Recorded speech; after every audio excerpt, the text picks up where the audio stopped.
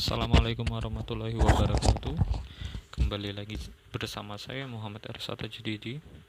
Di sini saya akan menjelaskan tentang sistem pemantauan dan EWS untuk aktivitas vulkanik seismik pada gunung berapi. Di sini ada contoh, ada gambar. Gambar ini merepresentasikan bagaimana rancangan sistem yang akan dibuat. Ini terdapat tempat pemrosesan datanya atau base station. Di sini ada node-node-nya dan setiap node terhubung secara radio frekuensi, menggunakan radio frekuensi. Yang pertama adalah tujuan sistem. Tujuan sistem adalah untuk memantau aktivitas vulkanik seismik yang terjadi pada gunung berapi. Tiap node menggunakan komunikasi radio frekuensi karena minimnya akses internet. Lalu dari hasil pemantauannya dirancang Early Warning System atau EWS. Daerah yang dipantau adalah daerah yang memiliki akses internet yang minim. Oke. Yang kedua adalah arsitektur node. Di sini terdapat arsitektur dari node sensor. Kurang lebih seperti ini. Di sini terdapat sensor seismik dan sensor suhu.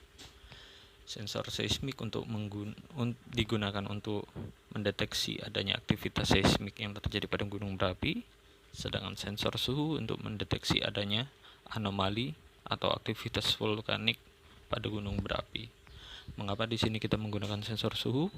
Karena pada gunung berapi ada yang namanya awan panas, dan awan panas itu memiliki sifat yang dapat menambah atau meningkatkan suhu lingkungan, sehingga apabila terjadi aktivitas vulkanik pada gunung berapi dan keluarnya awan panas, akan terjadi anomali dari suhu lingkungan.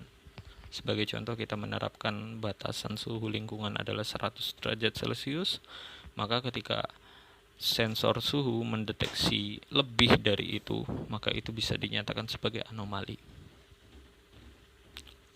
Lalu di sini ada modul GPS. Modul GPS ini terhubung dengan microcontroller, dan baik dari sensor maupun modul GPS sama-sama memiliki komunikasi bolak-balik pada microcontroller. Jadi bisa mengirim dan menerima data dari microcontroller. Gitu. Lalu di sini ada modul komunikasi. Modul komunikasi memiliki fungsi yang sama, bisa menerima dan mengirimkan data ke microcontroller, dan ada power supply unit. Yang ketiga adalah topologi jaringan. Topologi jaringan di sini kita menggunakan topologi tree atau topologi pohon. Dengan titik-titik adalah node, garis lurus adalah pohon dari node A, garis putus-putus yang jarang adalah pohon dari node B sebagai akarnya. Lalu garis putus-putus yang tipis adalah hubungan node A dan node B sync. Mengapa kita menggunakan topologi pohon? Karena pada topologi pohon dapat dibuat percabangan, dan dari percabangan tersebut dapat dibuat percabangan lagi, sehingga kita bisa menentukan final path yang terbaik itu yang mana, dan kita bisa menentukan paket-paket akan dikirimkan seperti apa dengan level prioritas yang berbeda.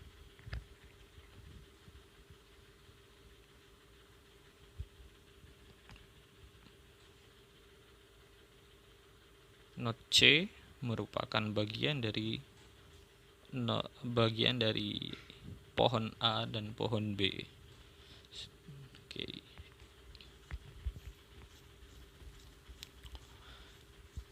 Yang keempat adalah protokol untuk komunikasi sistem. Protokol yang digunakan adalah Sequential Assignment Routing atau SAR. Tidak dibedakan antara pengiriman data dan perintah, hanya dibedakan tingkat prioritasnya saja. Jadi tiap paket baik itu paket pengiriman data maupun paket perintah, tidak dibedakan routing protokolnya, tetapi hanya dibedakan tingkat prioritasnya saja. Sebagai contoh, di sini kita memiliki paket perintah komen yang memiliki prioritas yang lebih tinggi daripada paket pengiriman data. Jadi ketika akan dikirimkan komen atau perintah ke sync dan ada pengiriman data yang berbarengan dengan itu, maka pengiriman data akan mengambil jalur yang lebih panjang daripada perintah, sehingga perintah atau komen akan sampai lebih dahulu ke sync dibandingkan dengan paket pengiriman data, karena paket perintah memiliki prioritas yang lebih tinggi, sedangkan paket pengiriman data memiliki prioritas yang lebih rendah. Dengan anggapan delay dan energi yang tersedia sama, maka yang jadi acuan kita hanya prioritasnya saja. Lalu selanjutnya mekanisme fault tolerance. Mekanisme fault tolerance yang digunakan di sini adalah active replication. Semua prosesor atau device digunakan sepanjang waktu, dan setiap device atau node memiliki replikasinya masing-masing, sehingga dapat menyembunyikan kesalahan seutuhnya. Di sini ada node A, node B, dan node C. Setiap node memiliki masing-masing 3 replikasinya, A1, A2, A3, B1, B2, B3, dan C1, C2, C3. Setiap replikasi dari node mendapatkan voter atau V. Voter digunakan sebagai pemutus keluaran dari node-node yang diterima. Apabila ada 2 node dengan input yang sama ke dalam satu voter, dua node atau lebih mengirimkan input yang sama ke voter, misalkan A1 mengirimkan paket ke V1 itu A, A2 juga mengirimkan paket berupa A, sedangkan A3 mengirimkan paket berupa tanda tanya, maka output dari voter V1 adalah A, yaitu paket dari input A1 dan A2. Sedangkan apabila terdapat 3 inputan yang berbeda, maka voter tidak akan mengeluarkan output, atau output tidak akan terdefinisi. Sebagai contoh, apabila A1 mengeluarkan A, A2 mengeluarkan B, A3 mengeluarkan C, maka tidak akan ada output pada voter V1.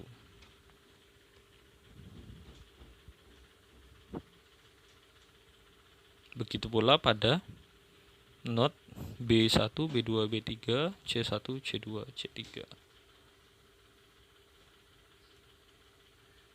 Oke.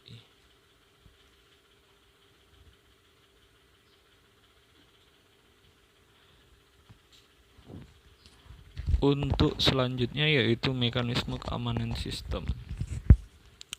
Untuk sementara ini mekanisme keamanan sistem belum terpikirkan oleh saya mekanismenya seperti apa, keamanan sistemnya akan menjadi seperti apa. Karena itu di sini tidak saya cantumkan, karena memang belum kepikiran. Kurang lebihnya itu yang bisa saya sampaikan. Terima kasih. Wassalamualaikum warahmatullahi wabarakatuh.